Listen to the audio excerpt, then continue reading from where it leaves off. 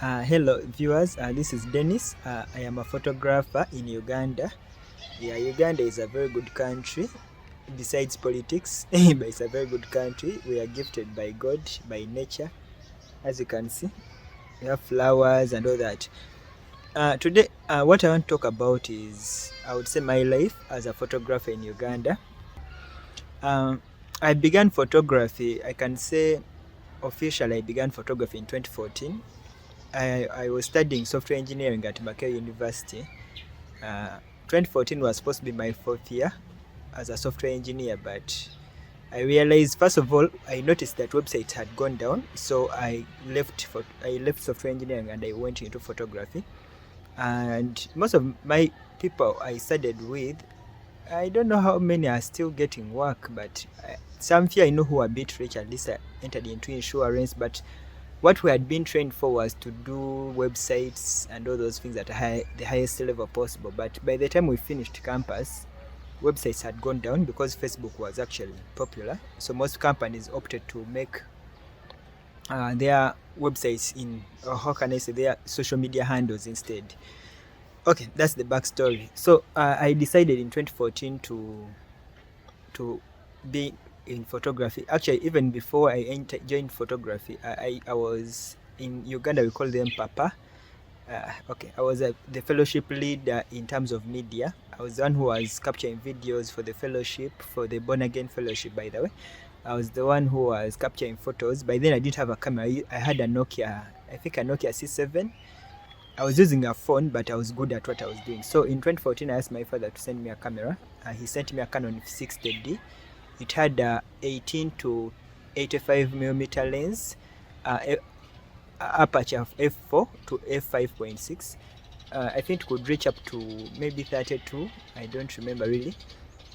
But okay, that's my backstory, I can say. So from 2014, I began capturing outdoor events. I began with I think it was an introduction ceremony. Then I captured my first wedding, but I captured a dual wedding. It was a wedding whereby two couples had joined their resources to make the wedding as one, but they are two different families. So that's how I began. Sorry for the sounds of the birds, but that's what you get. For us, we have, okay, that's the outdoor thing. Then the other thing I want to talk about was from 2014, 2015, 2016, 2017, I was doing photography. Mainly, I preferred photography. I hated video.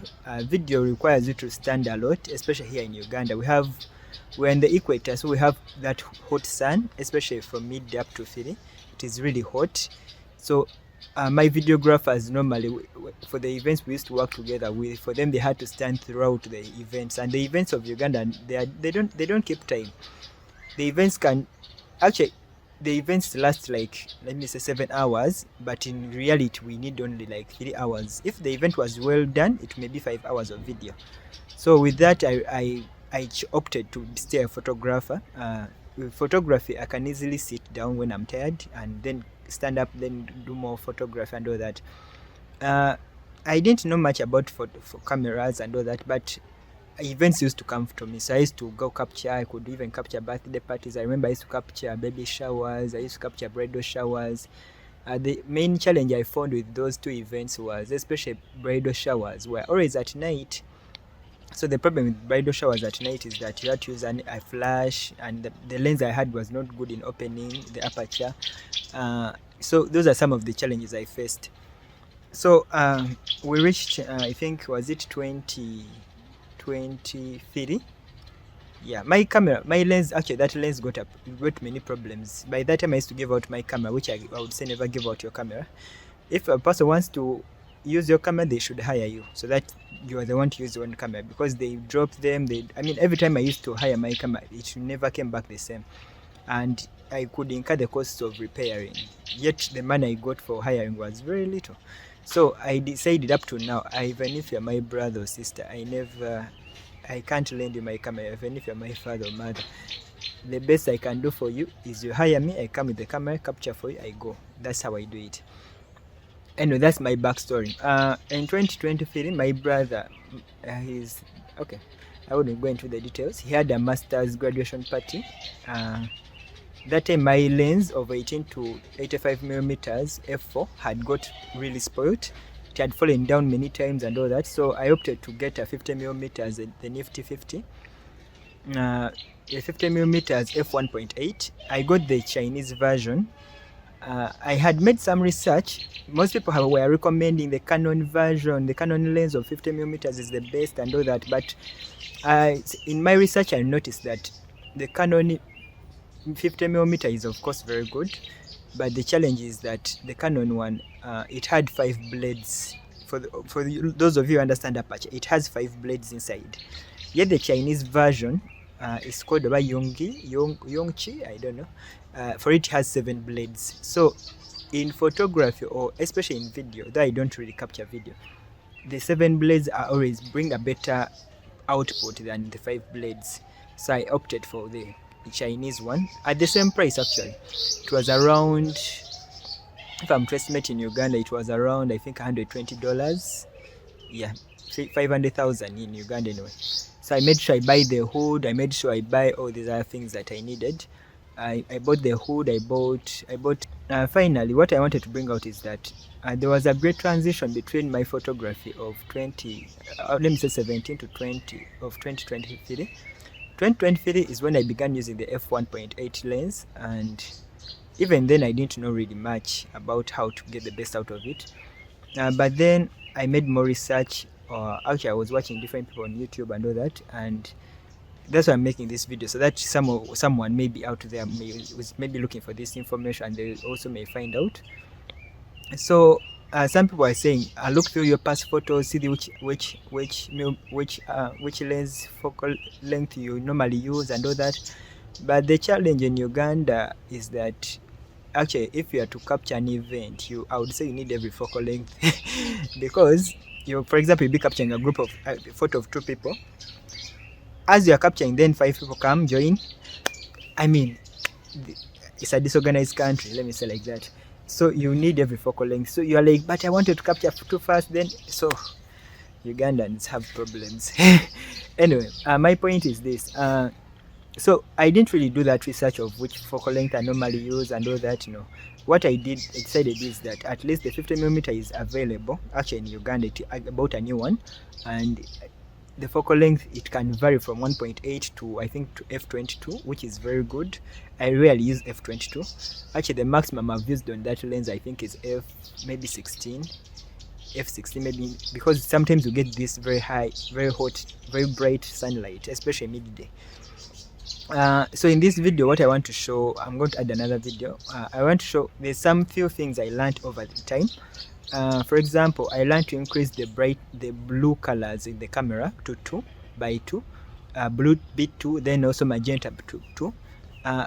Why I did this, actually I saw it from one person's camera. For him, he had increased the blue to 3 and the red to 3. But the problem with that is that people were becoming reddish, and the blue as well is too much in the photos. So me, I decided to make mine to 2 and even the magenta to 2. So with that, actually the extra video I'm going to add will be explaining that. The challenge I used to face when my camera was in the default settings was, especially if I took a photo, there's a time I captured a wedding of a gentleman and a wife. They were all in white. That was the worst wedding I've ever captured. Now the man was really dark. I think I'm brown. He was really dark, and he was putting on a white suit, and the woman was brown and she was putting on a white gown. The biggest challenge I found was every time I took a photo of these people with a flash, the light would bounce back into the lens and the man would become actually total black. So it was really a challenge. But actually, that I captured the whole wedding and finished, but I could only get a few good photos. Actually, what I could say in 2017, every time I captured an event, let me say if I'm to give myself marks, I was scoring around let me say 40%. For example, I could capture 1,000 photos of an event, maybe a wedding, and I could only get like 400 photos useful that I could maybe even print out, when the rest are almost useless. But when I got this 50mm lens, my percentage now is around 80%. For example, I can capture a wedding of I can capture around a thousand photos of a wedding, and I can get over 800 photos, which are very good. Just that, of course, I have to make an album of maybe 300 photos. This side we make albums. So those are some of the things I wanted to point out. But what I can say with this lens, and also with the different research I've done, I've been able to improve the way I work. And also what I noticed is that in the past I used to use the sports mode, especially when it was too bright.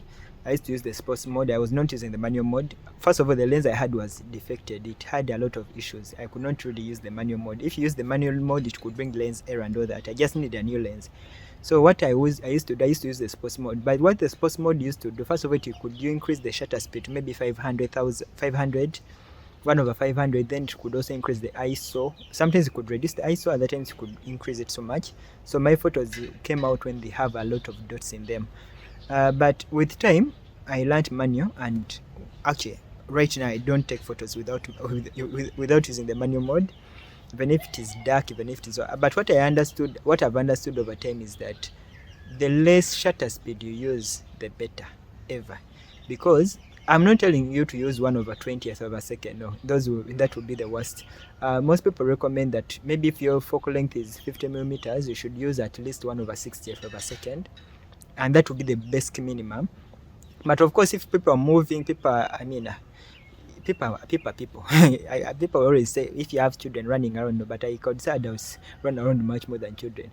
What I could say is that maximum I've used for shutter speed nowadays is I think 160th of a second. That's the maximum I've used, and the ISO I've always avoided going beyond 500 ISO.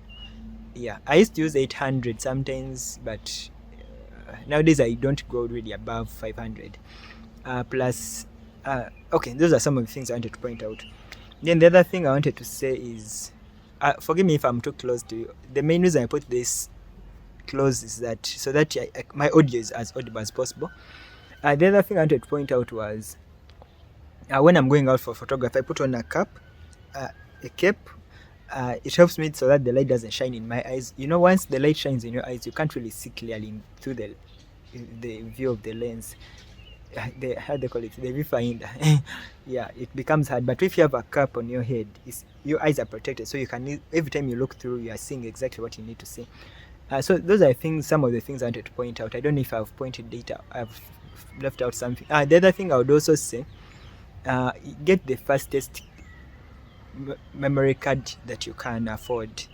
One of the challenges I used to do, actually one of the things that made me not to do videography was I didn't know I had a slow card. Every time I used to record a video, it could get off up to, maybe you could record for maybe 3 minutes, then the camera just stops. So I didn't understand what was causing the problem. But I think from 2023 there was a transition. I bought a 32 GB memory card, which was it was expensive to me, but it works very well. Actually right now it's the best card I have. It is C10 class 10, and even when you take photos, it records fast. Even the camera responds faster with it.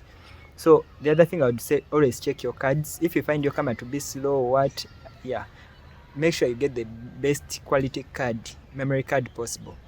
Yeah, and in photography I would recommend don't get above 64 GB. That's what I can say. You rather have 532 GBs than 164, 128 GB something.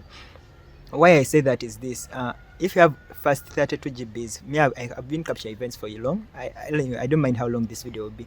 Let me just communicate well. A 32 GB that is very fast, you'll capture maybe over 1,000 photos on it. Of course, you'll see when the lag begins. Then you remove the card, put another card, capture. What I noticed about cameras, when you put a fresh card or an empty card, it captures very fast. I think there's not a lot of load on it. And then if you reach maybe 500 photos, you realize there's a lag that comes in. Or if you reach maybe 1,000 photos, you realize there's now a lag that comes in. So I would recommend as a photographer, you rather have, I think, 5 32 GB memory cards, unless you're capturing RAW. I don't capture RAW. I captured one event in RAW. Yes, the photos came out very well, but editing took too long for me. I hated it so much. Yeah, but as of now, maybe I'll try again and maybe get an event and try to capture RAW with it. But as of now, I don't have enough memory cards to use RAW. So I only capture, I think it's called the standard, that triangle with L. Yeah, so a JPEG. So but what I can say, get memory cards. If you're a photographer, get memory cards of 32 GB. Don't get the ones of 16. 16 is too slow, so too small. 32 is okay. 32 GB memory cards that have the highest quality you can afford. Then if you plan to be a videographer, I would say get the ones of 128 GB. Those ones will work for you very well, because you, in videography, actually when we capture an event in Uganda, especially if it's a wedding, if you use 1920 by I think 180 resolution, I think it is, you capture an event. By the time you finish the event, you've captured over I think 100 GB of video, and those will be around 3 hours or 4 hours of video. Yeah, so you need those bigger cards if you're going to do videography. But a photographer, I would recommend 32 GBs. If you can have 32 GBs, maybe 5 of them, the better. Actually, I hope to get more memory cards this year. This is 2025. Today is 15th April 2025. I hope to get. I have one memory card of 32 GB. I have one of 64 GB, but the one of 64 is a bit slow. I've noticed it, especially on events. I capture, but then you see there's more lag. But when you use the 32 GB, there's no lag in the camera. And also, I would recommend, don't overuse cameras that are too old. That one I would say. It's like the phones we have. I don't think any of us has a phone we had in 10 years time, 10 years back. I don't think. So even in cameras, you know, every time they make new things, there's something they've improved. It's like even cars. Nowadays, cars, I'm not talking about these battery cars. I'm talking about fuel cars. There's a way they consume fuel better. There's a way even learning them is very easy than the manual cars. So even in cameras, I would recommend, when you are able to. I have a 60D. It was made, I think, 2010. I have made some research. I've noticed that if I can get Nikon D850, it will be very good. In Uganda, the D810 is around, but so it was also old. Nikon D810 was made in 2014, and Nikon D850 was made in 2017. And up to now, many people, especially those who don't like mirrorless cameras, they prefer the Nikon D850. So personally, I hope to get the Nikon D850. In Uganda, they sell it around, let me say, $300. Yeah, in the money in Uganda is hard to get, but well, I want to improve the way it work. Yeah, so I want to switch from the Canon 60D, which is now old, and I will not sell it. I will skip it, and I want to get the Nikon D850. Yeah, I'm going to show some of my work over time. Some of the photos I used to take in 2015, and some of 2017, and some photos I took actually this year, 2025, and you will notice the difference. And the other thing I would say is that over the years, also the software you used to edit are important. In 2014, I think the Photoshop had not yet reached a good standard. I remember that time standard studios used to use Lightroom, and I did not understand why people were using Lightroom until I think Photoshop I got Photoshop 2019. Now Photoshop 2019 has I would say the options of Lightroom. You can increase the brightness, you can increase the clarity. Those options were not there in the Photoshop of CS6. So what I'm trying to say is that, first of all, we are in 2025. Don't overget the latest softwares, no, because normally the latest softwares are harder to register. Especially here in Uganda, we don't really register softwares, we just crack them. But the older softwares are easier to crack because even the cracks are available. So we don't really have that money, American money, to buy softwares. No. Personally, I used the Photoshop 2019. I didn't pay for it. I installed it, I cracked it, I use it. There's Photoshop, I think now 2024 over. But I don't really need that. I don't know what it does more than the one of 2019. So I settled for the 2019 because I have the Lightroom options in it. There's a video I think I will link up on this that showed how I can edit photos these days. So besides capturing, actually what I can say is that when you reach out on an event, capture the best photos possible. That's what I can say, depending on the lighting. If it is cloudy, because here in Uganda, when we capture events, especially outdoor events, as you are capturing, it becomes cloudy, so you have to change the settings, capture. Then after you are capturing, it becomes too hot, top bright, then you have to change the settings, then capture, then as you are capturing it rains. So here actually one event you have to change settings every time, because like our weather is, I would say, so good. It keeps on changing. We are not like London. I think people in London are used to the cloudy version, but here in Uganda, really, our things change. The only time it becomes constant is at night. And the problem with the night time here in Uganda, especially venues, the venues in Uganda don't have good lighting. Actually, I think I can say they have the worst lighting in the world. They are normally dark. They are really hard.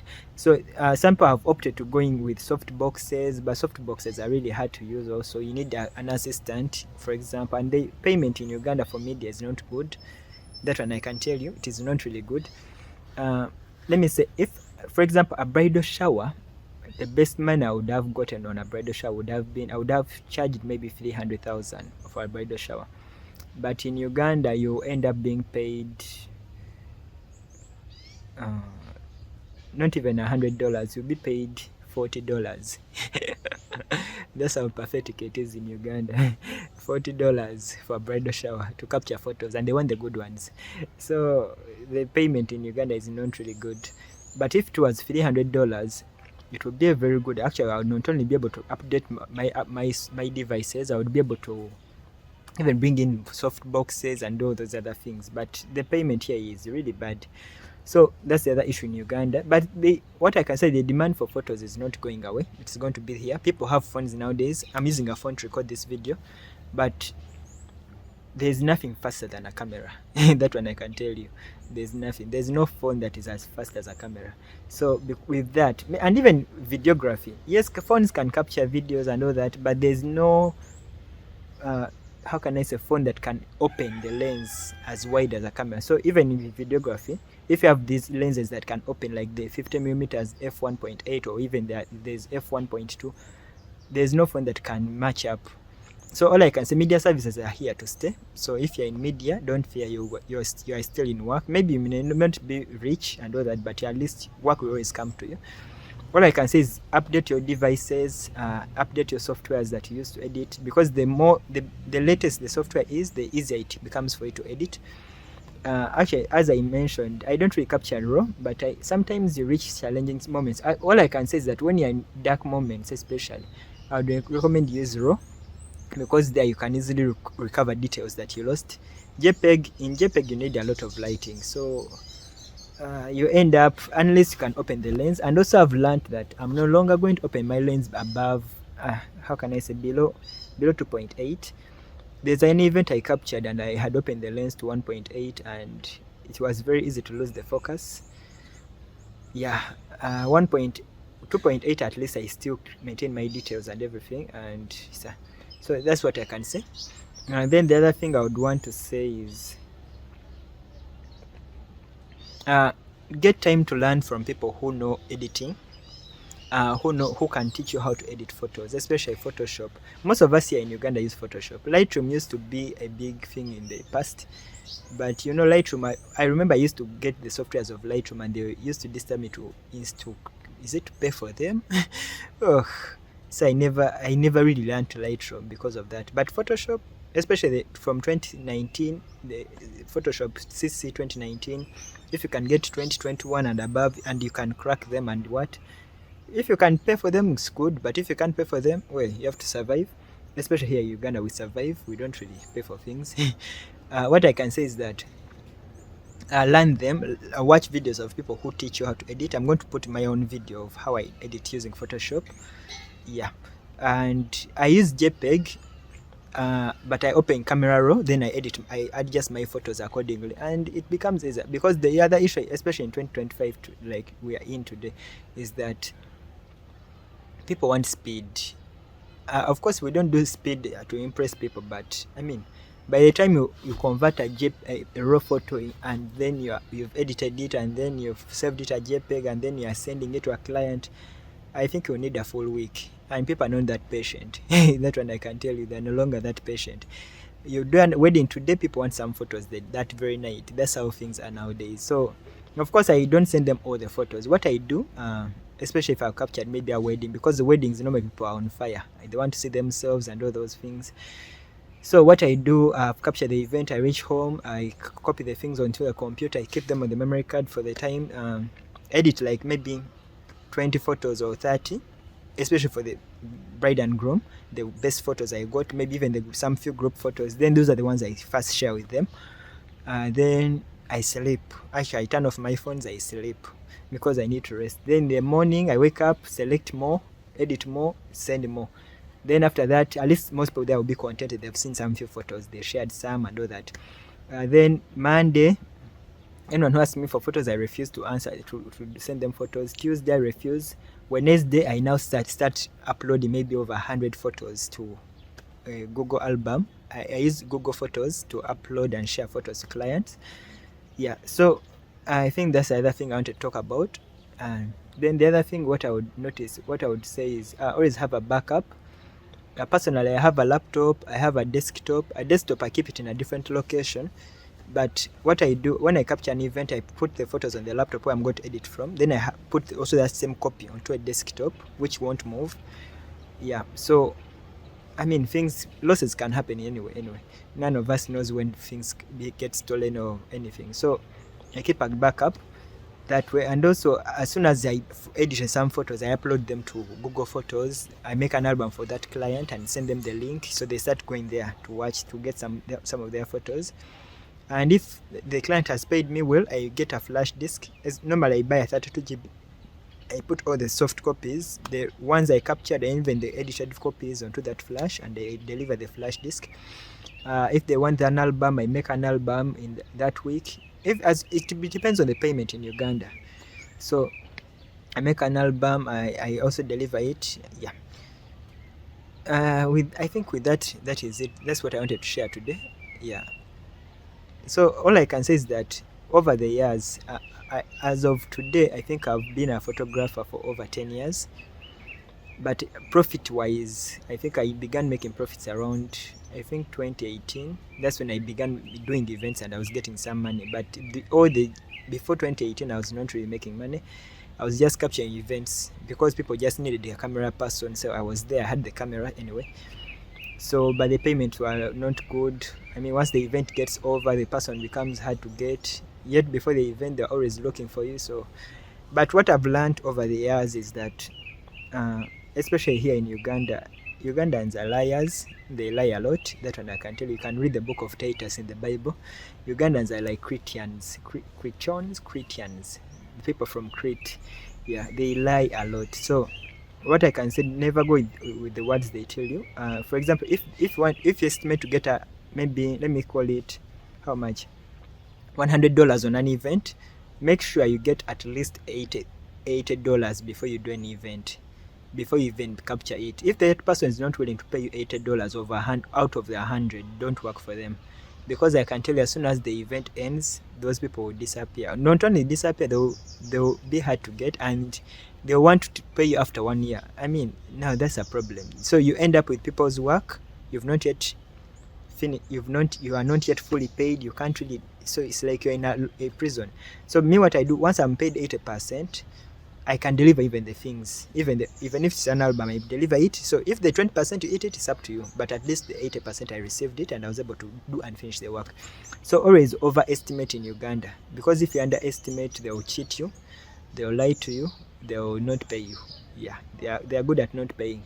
They are not faithful people. So that's my experience in Uganda.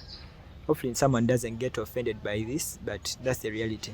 And then the other thing, if photography is your passion, keep on improving, keep on making changes, keep on adjusting, get feedback from people, say, about this event I captured, what do you think about it? Even you can talk to fellow photographers.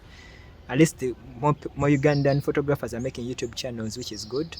You can ask them to at least look at your work and maybe advise, and you see how to improve. But as I said, it's best to get the latest camera as possible. I would recommend the Nikon D850. If you can't get the Nikon D850, you can get the Nikon D810. I don't see any camera in Canon that is better than those two cameras. It would have been the Canon 5D Mark IV, but I find it to be way expensive nowadays.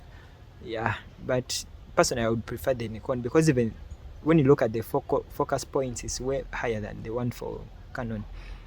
Yeah, I've been a Canon person for years, but I think if I got the resources, I wouldn't continue being a Canon person. I would just switch to Nikon. I get the Nikon D850.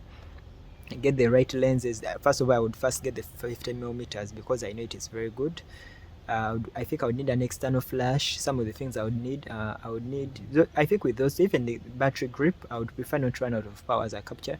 And also I'd prefer getting as many memory cards as possible, the fastest memory cards. What else? A good phone. I think I have a good phone. Yeah, this is my phone. So this phone is Samsung S21. It is very good. It's like I used to want a Pixel, but Pixel prices in Uganda exaggerated. You can even right now find a Pixel 3 being sold at maybe $150. Yet at $150, I can get a Samsung S22. So I rather buy the Samsung. Plus Samsung is very good. And okay, just the Pixel has the colors and all that, but I rather have the Samsung. I capture my photos on an event. I'm not the official photos, just me to show that I'm on an event and all that. Then I rather pop up the colors afterwards in editing than having a Pixel which is exaggerated, which has an exaggerated price. So Pixels don't fall, their prices don't fall fast. So that's the problem with them. But Samsungs, yeah, people get tired of them quickly. So, and also their spare is very expensive. I think with that I've been able to deliver what I wanted to speak about. Yeah. I don't know if there's anything else I would like to. The other thing I would add on is that get a stand. Even if you're a photographer, get a stand. There's a moment you reach, especially group photos. Group photos become tiresome.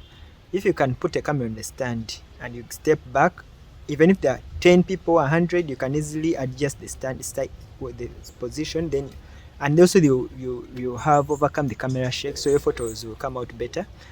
Yeah, so if you can use a stand as a photographer, especially in group photos, it will be very good for you.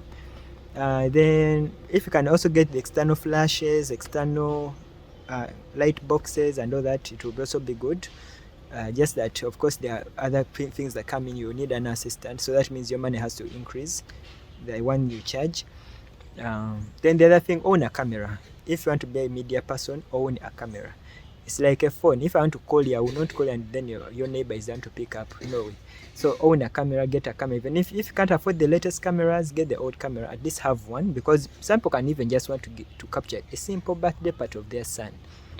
And you could at least get me the $20 or something on that event. But if you didn't have a camera, no one will give you, because $20, by the time you hire a camera of maybe $10, then I mean you have no money completely. But if you have a camera, there are times whereby there is no work. Also, the other thing I would point out is that events in Uganda normally, how can I bring it? January to March, there are some events, but they are very few, and such events normally don't pay very well, especially March events, because money in Uganda will be really hard to get. April, never count on April. If you get an event in April, you should thank God. Yeah, April is really the worst. May up to I think December. Yeah, there are events every time. Actually, there are days I am even booked by 5 people on a day in May or April, May, June, July, August. That time you can easily get events. But own a camera, improve your skill. Every event you get, make sure you do better than you did the previous event. People will notice and people will recommend you. Actually, in March I captured an introduction, but because they saw how good I had improved, I would say, or how good I did that event, they immediately gave me the wedding, and I was the only media person. They didn't have enough money to hire a videographer, so but at least they needed a photographer, so they gave me the introduction ceremony. I captured it. After 2 weeks I captured their wedding and they were very happy. So always make sure, especially if photography is a passion to you, improve your skills every time. And I would say in whatever field you're in, people always notice if you're improving, but if you don't improve, people run away from you. They will not give you events, they will not give you more deals.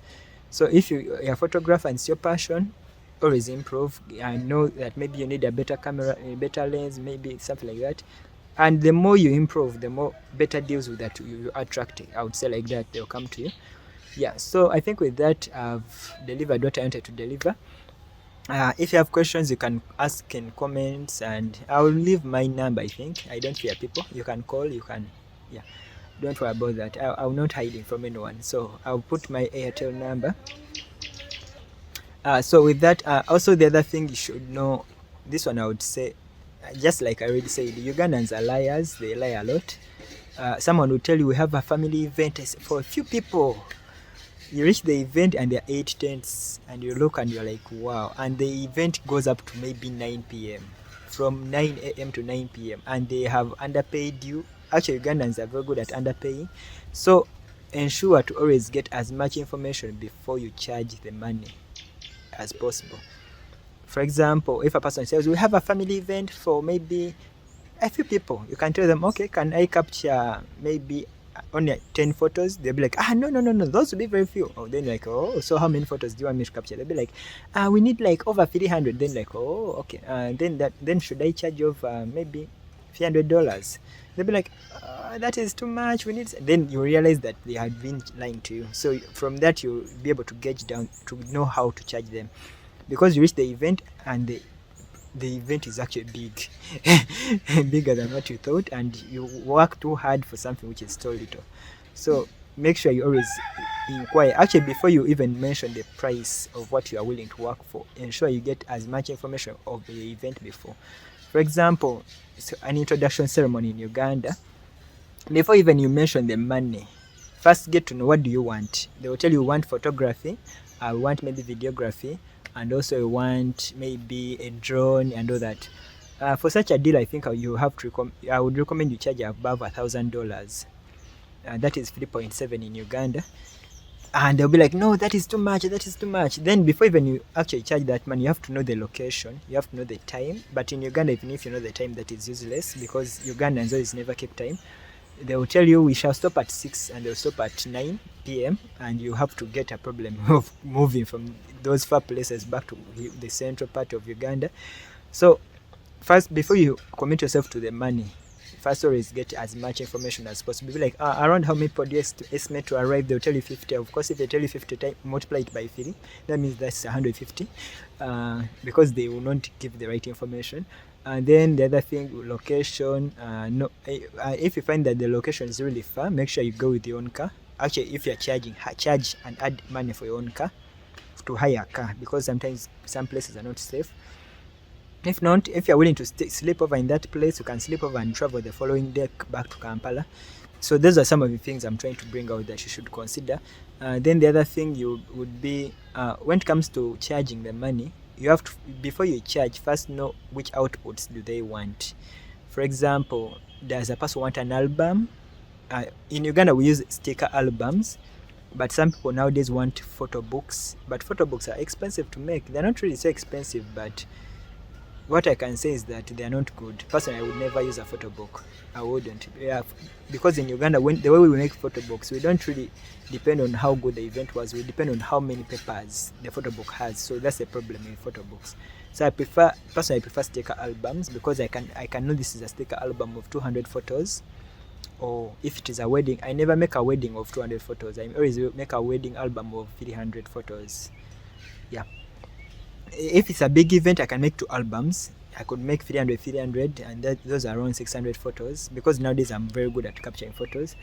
And also depends on the pricing of the person and how much they're paying me. So you should know also the output. So you should also, actually, before you charge, know the output. I'm giving you maybe 3 flash discs of 32 GB each. I'm giving you 2 albums. I'm giving you board photos, 18 by 12 by 18 sizes. If a person wants an A2 is normally expensive. A2 is a bit expensive, so you have to know. So before you commit yourself to the money, first ensure you know all those details. Then with that, you can easily estimate now how much. And don't fear to overestimate, because in Uganda, people really underpay. So for example, for that deal I've told you about, let us say introduction, drone, video, photos and all that, instead of even charging $1,000, you can even tell them $2,000, and they'll be like, oh, that is too much, what, and never fear. If a person goes because they think you've overcharged them, that is up to them, because at the end of the day, if they pay you and you get a good profit on that event, you yourself will be happy, and even you'll be able to buy these other things that you need in media. And media is not cheap. Media is expensive. That one I can tell you. My phone alone is over $100. My stand is over $100. Most of the things actually I move with, they're over $100 each. My camera alone is, I think, $300, something like that. So why would I fear to charge $2,000? Of course, you don't exaggerate the price, but you just charge highly, then you see what they say, then you see which money works out for you, and then you deal with that. And if you see you can't really deliver all the things they want in that package, or according to the money they say you can say, okay, me, I can deliver only these services. Maybe you can hire another group to do these other services, and see how it works out. Yeah, I'm already in 40 minutes. Yeah, but hopefully this video will help someone somewhere. Yeah, so that's the details I can say on my experience in Uganda as a photographer. Yeah.